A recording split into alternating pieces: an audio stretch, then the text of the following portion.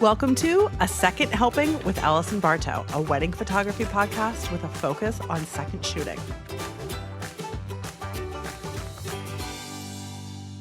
On this week's episode, we have sooty hurricane vases on the sweetheart table, a musical performance by the groom's mom, the rudest wedding guest I've encountered all year, and a band leader who absolutely loves the sound of his own voice.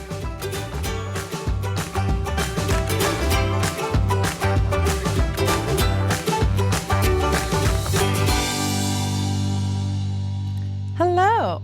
For this week's wedding, I am associate shooting for a studio that I've shot for a few times. It's going to be me, a second photographer, and 2 videographers. So it's been on the calendar for about 8 months. And then, as is normal, I got some details like a week before the wedding. So I get the timeline. They've got a wedding planner. So the timeline is like 5-minute increments. There's a lot packed in there. But the 2 things I am concerned about are, one, the portraits. So wedding party portraits, family portraits, and couple portraits are happening only from 5 to 5:45. So we have a traditional timeline, no first look, and all of these portraits are being squeezed into this 45-minute window. And 5 to 5:45, but the sun sets at 4:51 with last light at 5:20. So I reached out to the studio and just said, hey, I just want to check in. Like, it makes me a little bit nervous. Is the bride aware of kind of the tight timeline for this and the fact that, you know, we may have to go inside partway through and shoot this with flash? And I don't want her to be surprised. And I just don't want to have like an awkward conversation during the wedding when we're taking pictures. So he reached out to her, talked to her. She was fine. So that made me feel a lot better, just that those expectations were set. The second thing was that they have a sparkler exit at the end of the night, which I just don't love a sparkler exit. So those were the 2 things going into it. There was also a note that no members of the opposite gender could be in the prep rooms. So I was not to go to the groom prep space, and none of the guys could come to the bride's prep space. So the plan was made that once the bride was all dressed, we would take her to a separate spot and kind of reenact some of the final getting ready details so that the male videographer could capture that and not go into that bride prep area. We weren't told anything else about it. We weren't really given any explanation or reason. So I sort of assumed that it was like a privacy or a modesty thing. And I was thinking maybe it was like a younger couple that was getting married, but that was just my assumption. Get to the country club, beautiful day. It's like 55 degrees out. It's just gorgeous. I'm an hour and a half early, so I get a few shots from outside.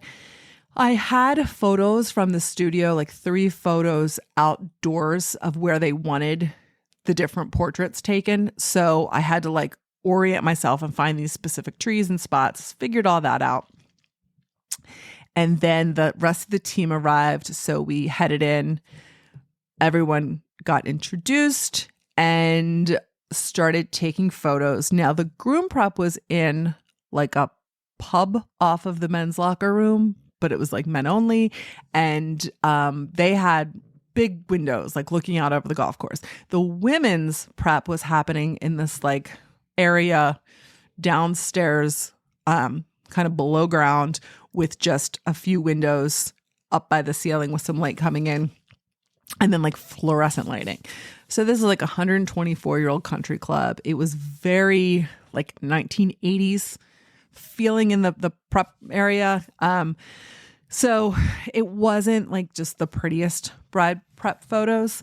The bride was very nice, just very classy. Turns out the bride and groom are lawyers. So it wasn't that they were super young. They were lawyers. And so she had like referenced like, you know, me not being in there, like commented on it. And I just sort of acknowledged it. And, you know, we had like a whole game plan where we would stage her doing a final getting ready with the videographer out in another room. So we were just working with that plan. We had 4 and 4 for bridesmaids and groomsmen, and they were fine. There, you know, wasn't an issue with them. I did hear the bride like kind of whispering to the makeup artist, like, yeah, so she's not coming. I'll pay you because obviously like I booked that with you. And I'm like, in my mind, I'm thinking, who's not coming? Like, obviously, hair and makeup were booked for this person. But I was like, I'll figure it out later. And she had an awesome dress. It was very classic. It was lace on top. It had like a cap sleeve, a deep V in the back. It fit her beautifully. And it was just the right vibe for the venue. And it flattered her. And we didn't have any problems with it either. It was really easy to work with. She did make a comment to me about her mom. And she just said like, yeah, well, with my mom, like we are just going to kind of roll with it. Like if she wants to do the getting ready pictures with me, that's fine. But if not, it's not a big deal. Like we'll just figure it out. And I was like, okay. So I couldn't figure out if it was like a combination of like the mom maybe being aloof, but then also being a little bit difficult, and a combination of like being difficult and playing it off as being aloof. So like even with her hair, I heard a couple comments with the hairdresser. So I just was like, all right, note to self. The flowers were gorgeous, beautiful bouquets. The florist had the bridal bouquet in a vase that had a rounded bottom. So that fell over and the water spilled. So then it was like super tippy. So I refilled the water in that because you don't want the bridal bouquet to keep falling over. We got all the regular getting ready photos. We moved over to this hearthside room where we could bring in the videographer for her to open the gift from the groom and get some nice portraits of that. So those look nice. She's just really beautiful, composed, put together. She can hold a smile all day. She was very easy to work with. He was as well. And all day I couldn't figure out, like, when someone just reminds. So she actually, very pretty, but like half reminded me of my friend Savannah, who is like one of the loveliest people. So like I immediately had like good associations just right after I met her, partly because of that. She was also a lovely person. And then the groom, also very nice. It took me until later to realize he reminded me of like a combination of Bradley Cooper and Albie Manzo. So then the ceremony space, which would then also be the reception space, but the ceremony space was beautiful. So we had like hardwood floors, and then we had a lot of draping from the beams and some beautiful chandeliers. Of course, open flames lining the aisle and greenery and candles on the mantle. So it was really pretty. So the florist had been there earlier setting up and everything was finally finished. And I was trying to get some photos, and there was a guy in the very front who was like just reading a piece of paper. And so I just nicely said like, "Oh, sir, do you mind just stepping off to the side there so that I could get a picture of the front all set up?" He was like really rude. He was just like, no, I'm practicing." It's like, I was like, okay. So it was the officiant. He's a doctor and apparently can only practice a speech when he's standing where he needs to stand. He couldn't practice that off to the side. So it was just like bizarre. So when he finally wandered off, I was able to get a picture of the room all set up. I did 3 light stands, which I've been doing a lot lately. It just helps so much to be able to have like a third one that you can move around a little bit more. So I had the 2 lights crossing for the bride and groom, but then I had a third aimed the other direction for the processional. So that worked out. Mom came in. So it turns out while we were getting ready, I hear someone say that the groom's sister is just going to do the mom's makeup. So it turns out it was the mom who didn't show up for hair and makeup. So I think she showed up and went like right downstairs into the locker room, like breezed through. And then I hear like phone calls and they're looking for the sister. And then the sister shows up and goes like flying through the room. So it was just like a weird, I don't know what was going on, but the sister did the mom's makeup. And then they were fine. But I don't know any of the backstory there. Ceremony, beautiful. I was really happy with the lighting. It was only 20 minutes long. And the nice part was they immediately went outside for photos, which is what we needed to get that light. So we head outside, and the groom's dad says to me, like, there's like 6 golf carts parked right outside and right by the carport. And he said, what are those golf carts doing there? And I was like, oh, I don't know. Maybe they always park them there? And he's like, no, they never park them there. Are they for us? And I was like, oh, I'm not sure. So he's the member. But it was just like a weird delivery. So he goes off, and then we're getting set up for pictures, and we're looking for the groom's family, and the groom's dad is missing. And I'm thinking he was just here. So of course he had driven around. We were 20 feet from the door, but he had driven down in one of the golf carts, and the mom sat in a puddle. So he had gone to get her a towel. So we had to like switch it up and shoot the bride's family first. I was super lucky that the bride and groom, the only family photos they wanted were bride and groom, her entire family, bride and groom, his entire family. And then I think we did one with both sides of the family. And that was it. No other configurations, no other individual portraits. I couldn't believe it. And then they were like, you guys can go to cocktail hour. So that worked out tremendously well. Then we did bridal party portraits. So, we were losing light fast, but I was able to get all of the portraits, wedding party and family portraits with some nice sky in the background. And then I did some flash on them, to fill them in and light them up a little bit. Once we finished up with the big parties, and it was just the bride and groom, we got some portraits, but we really started losing light fast, but they seemed okay with it. We did all of these in like one location, whereas there had been like these 2 other locations for those and a third location. Thankfully, we did it the way we did it because we would have really lost light if we were trying to move around. And no one ever really said like, oh, you can use these golf carts. So I think the groom finally was like, we can use these. We'll take these. So we ended up taking the bride and groom. They went in one golf cart. The videographer and I went in the other, and we went up to like another spot to get some nice portraits. And then we went and did, as we lost light, portraits of them with the country club like all lit up in the background. And then I lit them. And then I also did some like backlit photos of them. And it felt like it always feels like it's taking forever to get that set up the way that you want. And I looked, and it really was only 2 minutes. But that is one of those times then when I'm finished, I will show them the back of the camera because it's during cocktail hour. They don't know what the hell we're doing. And we're making like minor adjustments that they don't understand.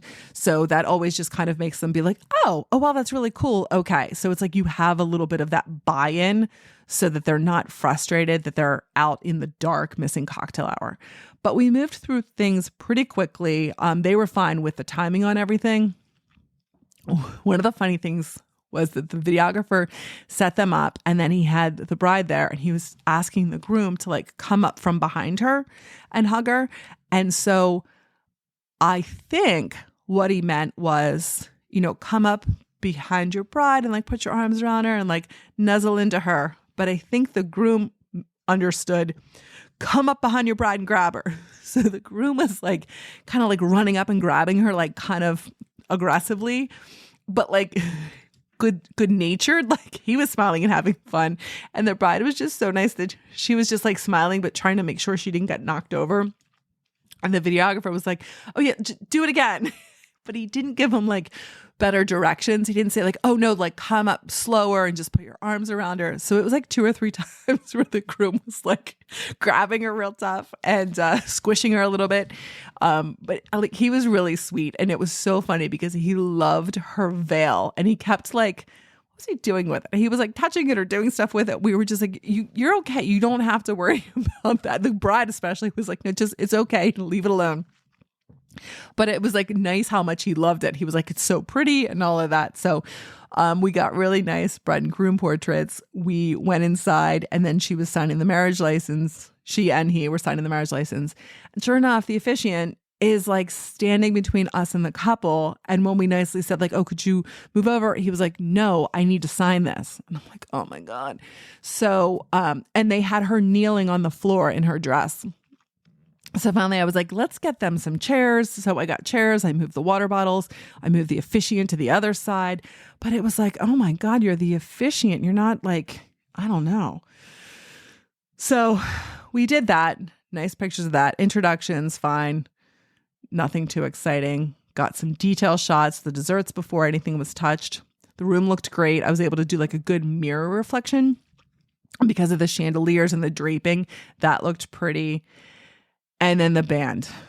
The band is set up, and immediately I can just tell that tonight is about the band leader. I mean, it is his night. Maybe we'll also have a wedding reception. He just has a little speech before everything, and he has to like tie it back into him. So the groom's family are members of this country club, and they made sure everyone knew it. So it was very much they were hosting all of us, and what an honor for us to be there. So the band leader and the family just had like all these inside jokes, and it was just like very cliquey and like exclusionary. Like you just kind of felt like you were on the outside. But again, he just kept tying everything back to himself, which was weird. Oh, and then he was making like, there was some reference to like the bride and groom liking the Goo Goo dolls. Fine, great. But then like all throughout the night, he kept talking about the Goo Goo dolls. And it was like no one got it. Like, I don't know what the joke was. I don't know. Maybe other people knew a little bit more, but it was like, it was just such a stretch. So their first dance is fine. We have some nice pictures of that. We had the band's lighting, which worked. It was just like purple and blue, so it wasn't like crazy lasers. Those are nice. They sit down, and we have the band leader again gets up and starts giving a speech. And it turns out that the groom's mom has decided to do a performance. So she has learned a song, how to play it, and she will be singing it. And so they set a keyboard up on the stage for her, and there is this whole speech by the band leader going into this. And the mom, she gets her glasses out, and she's got these huge heels on that she's working the pedals with. And the band leader keeps talking about like she's been coming, and they've been meeting several times a week, just practicing for hours. And so she's playing and singing along. He comes up with a saxophone. He's playing along. And I mean, it felt like 15 minutes. It was not that long. The bride, she was just held her composure. The groom, God bless him, he was really moved. He teared up. He cried. So they, big hugs with the mom. He seemed to appreciate it. I hope she felt good. But it was just like an odd thing. It was just like, I don't know. It just didn't seem like the time or the I don't know. It just felt like more like something that the bride would do for the groom. But it was very much about the groom's family. So they're getting ready for toasts and speeches. And I look over at the beautiful sweetheart table. And I mean, the whole room is just like white and beautiful, soft flowers. And they have brass candlesticks with taper candles in them. But then they have, understandably, beautiful fluted hurricane vases around them to not have open flame. But the one candle has burn out, and the entire hurricane vase is now just soot covered and like this 14-inch gray, dirty vase on the table. So I go over because I'm thinking I'll just pick it up and move it. And I go to pick it up, and the tablecloth comes with it. So the candle had melted down over the candlestick and all over the tablecloth and adhered it to the table underneath. And throughout the night, I kept looking, and it was on several other tables where the candle had burnt down and just melted, and the hurricane cylinder was like soot covered and connected to the table. So that was a first. We were fortunate, like where the sweetheart table was in front of this beautiful flagstone fireplace, and then the mantle had all this greenery and candles and was really beautiful. So his parents spoke, probably talked about how expensive it was to be members of the club, how much they paid for the night. And then the maid of honor was giving her speech, and the maid of honor and the best man speeches were really nice. They were funny, they were poignant, they were sweet. The bride and groom loved them. And we have a team of 4, 2 videographers, 2 photographers. There's also like 3 planners running around. The bride and groom planned this wedding. They booked a big team to document it. And we are in a position where we can capture the decor and we can see the bride and groom's faces as well as the person who's speaking. So I'm lined up, I'm taking these pictures. I'm like right up against the videographer. So I'm, trying to, take up as little space as possible. And all of a sudden I can just hear behind me in like a loud whisper, maybe not even a whisper, "I can't see. I wish I could see better. I can hear her. I can't see her. It would be nice if I could see." And so I'm trying to get the pictures. So finally I move over to the other side, and it's just not as good of an angle. Like there aren't a lot of options when you're trying to photograph speeches. So I ended up having to go back for a little bit, and then just big sighs from this woman. And then like I moved over for the best man speech, and I tried to hang out more on the other side, but it was just like rude. And, I get that someone's giving a speech, and as the guest, but it's a speech. It's not like a performance that you necessarily need to watch. And if you need to see it, you can stand up and move over. Like it was just such an over the top dramatic reaction. So it was funny because later on I said something to the videographer and he was like, "What?" He hadn't heard any of it. And she was clearly just as annoyed with him. So, then we had dancing, and so this band leader, like everything needs like a 2-minute introduction before he will kick off anything. He's got like this flirty banter with the daughter, which is just kind of like, ugh. And you just get the feeling like, oh, wow, you guys are all buddies. You've been hanging out for 20 some years. The daughter, all I just kept picturing was like her at 14 running around drinking beers with like the caddies and the bus boys and the band. But I mean, it just was like weird. So again, it's just inside jokes and the Goo Goo Dolls and, more stuff. And we end up with, I guess the uncle gets up and plays the harmonica.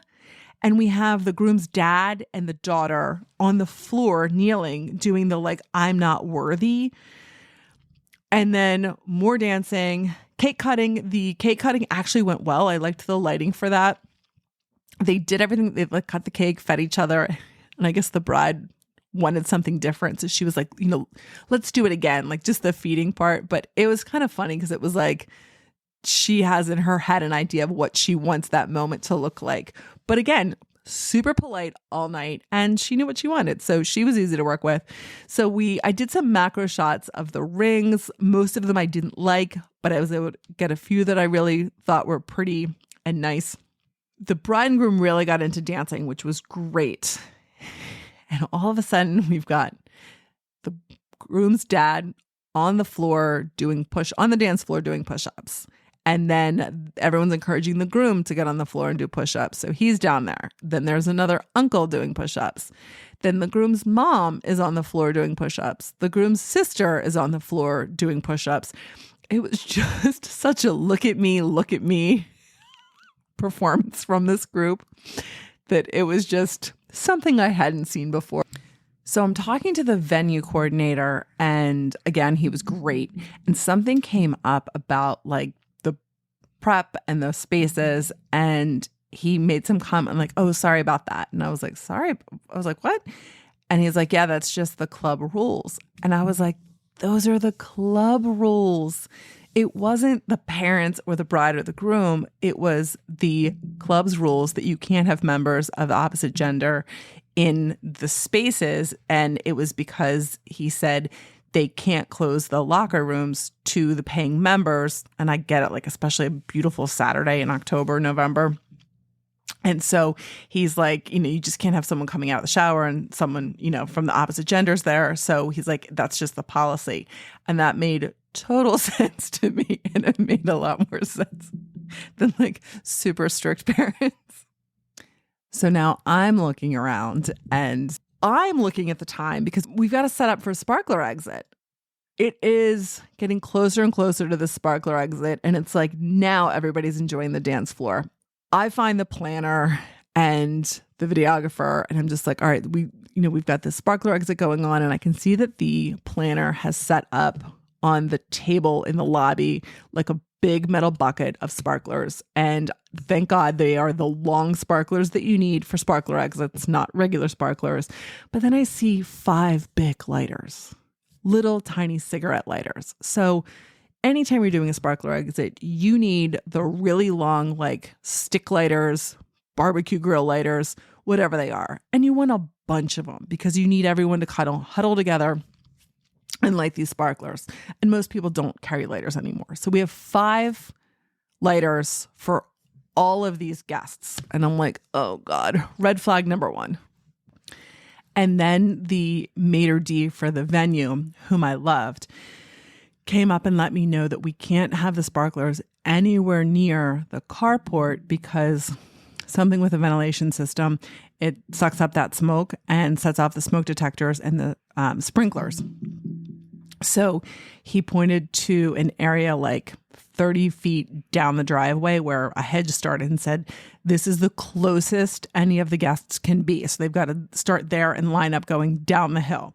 So I was like, okay, got it. So I set up a flash outside and I'm testing it.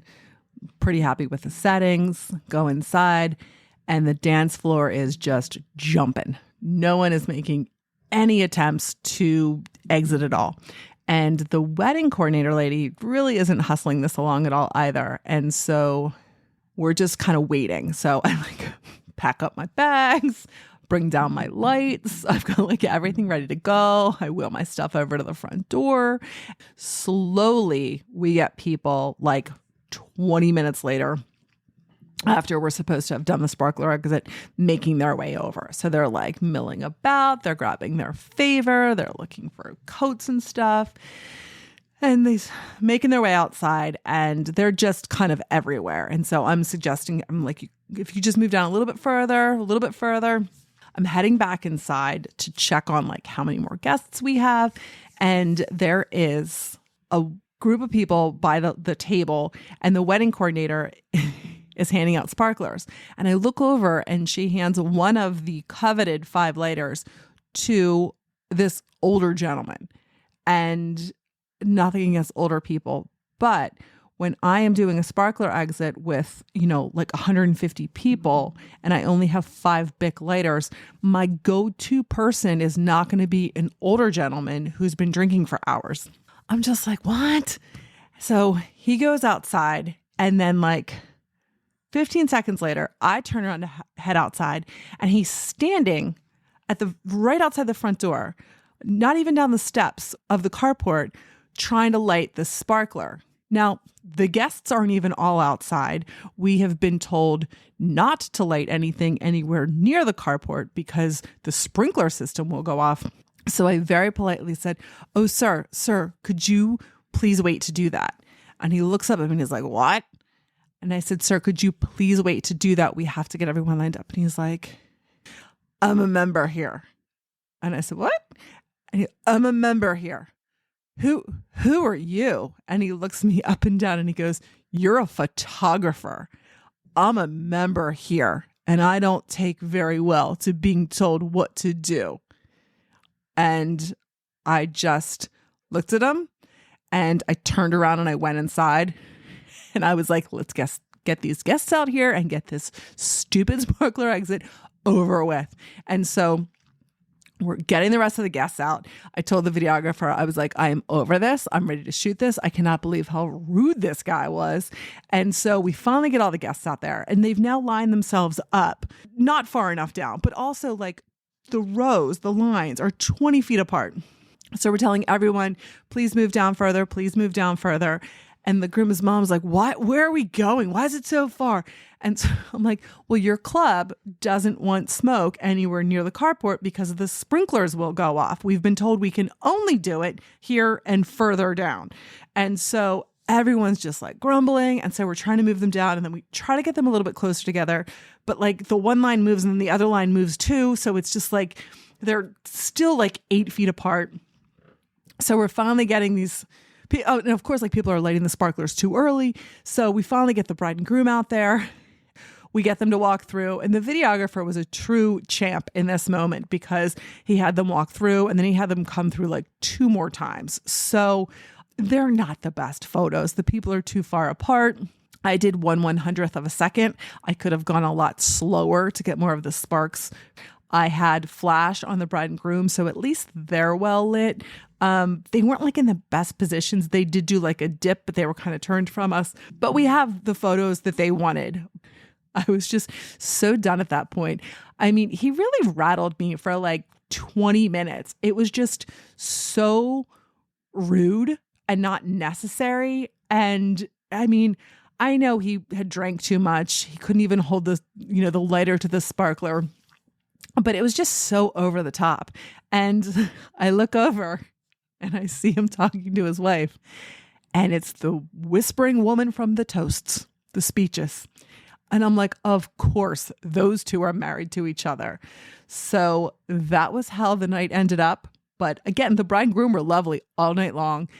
Really, it was just everybody else that was the challenge. So, hey, thanks for tuning in. I appreciate you listening. If you haven't yet, please like, rate, review, and subscribe to the podcast. And I'll see you next week.